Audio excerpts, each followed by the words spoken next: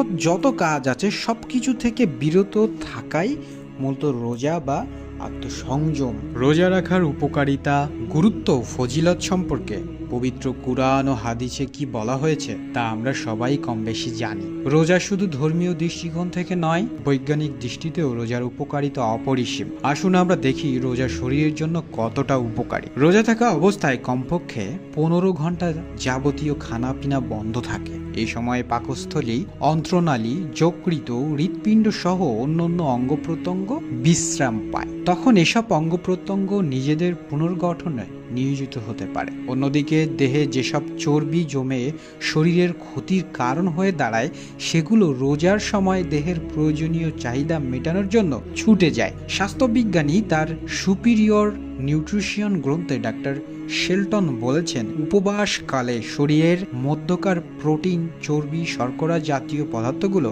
স্বয়ং পাচিত হয়, ফলে গুরুত্বপূর্ণ কোষগুলো পুষ্টি বিধান হয়। ডাক্তার আইজাক জেনিংস বলেছেন, যারা আলস্য ও গোলামির কারণে এবং অতিভোজনের কারণে নিজেদের সংরক্ষিত জীবনী শক্তিকে ভারাক্রান্ত করে ধীরে ধীরে আত্মহত্যার দিকে এগিয়ে যায়, রোজা তাদের এই বিপদ থেকে রক্ষা করে। ডাক্তারদের মতে রোজার ফলে মস্তিষ্কের সেরিবেলাম ও লিম্বিক সিস্টেমের উপর নিয়ন্ত্রণ বাড়ায়, কারণ মনের অশান্তি ও দুশ্চিন্তা দূর হয়, যা উচ্চ রক্তচাপের জন্য মঙ্গলজনক। বহুমূত্র রোগের প্রাথমিক পর্যায়ে রোজা খুব উপকারী। ডাক্তারি পরীক্ষায় দেখা গেছে একাধারে 15 দিন রোজা রাখলে বহুমূত্র রোগের অত্যন্ত উপকার হয়। কিডনি সমস্যায় আক্রান্ত রোগীরা রোজা রাখলে এই সমস্যা আরো বেড়ে যাবে, এই ভেবে তারা রোজা রাখতে চায় না।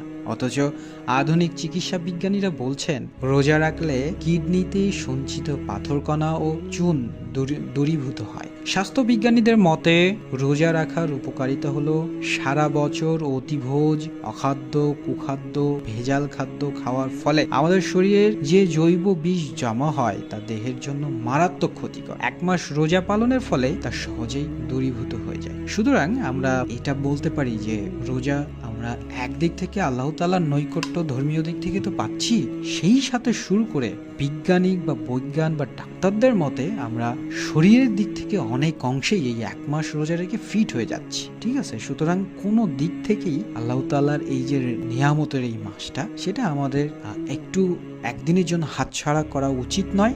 আমাদের সবারই রোজা রাখা উচিত। এতে আমাদের ইহকাল এবং পরকাল 2 কালেরই উপকার হচ্ছে। আশা করি সবাই ভালো থাকবেন, সুস্থ থাকবেন এবং আল্লাহ তাআলার নৈকট্য লাভের জন্য সবাই কাজ করবেন। ধন্যবাদ সবাইকে। আল্লাহ হাফেজ।